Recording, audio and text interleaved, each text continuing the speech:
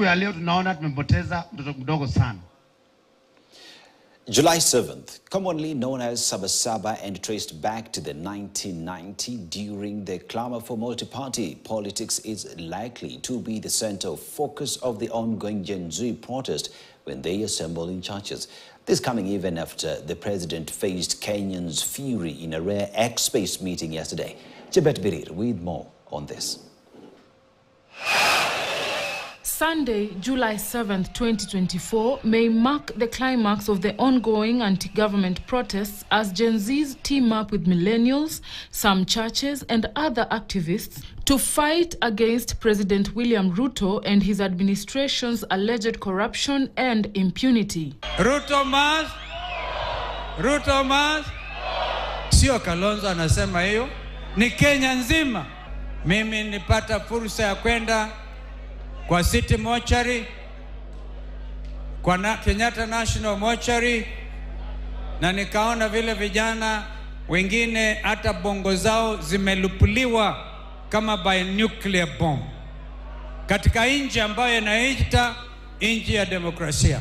In graphical posters going around, the protesters are threatening to name, shame, and expose the images of corrupt public officials during the demos. To avoid infiltration by goons and more police brutality, the generators of the posters have refused to give more details of the planned protests.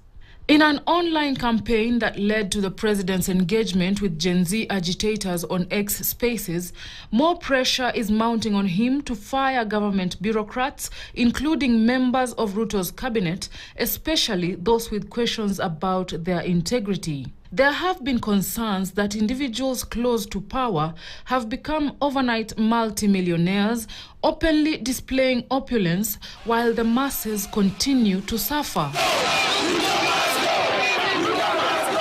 The Gen Z protesters are also planning to honor those who, like the late Rex Masai, have lost their lives to fight for a better Kenya. Tuko hapa tutangaza na tuseme ya kwamba we are not just coming here to bury.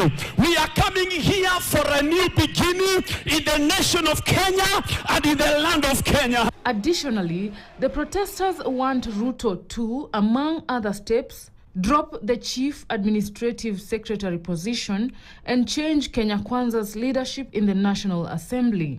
Do not be compromised. Don't sell out. Keep demanding for a better.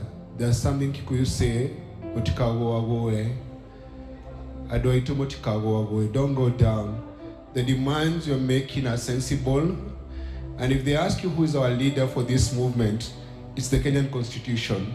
Every single thing we're demanding as young people of this country is in the Constitution. The first Sabasaba is remembered as the day when nationwide protests took place on July 7th, 1990, and Kenyans took to the streets to demand for multipartyism. The politicians who had organized the protests were arrested days before the actual day of the protest. Other organizers of the day were beaten up and detained.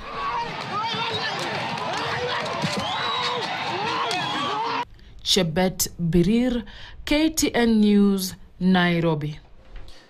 And as Azimio la Umoja One Kenya leader Raila Odinga has called on the church to amplify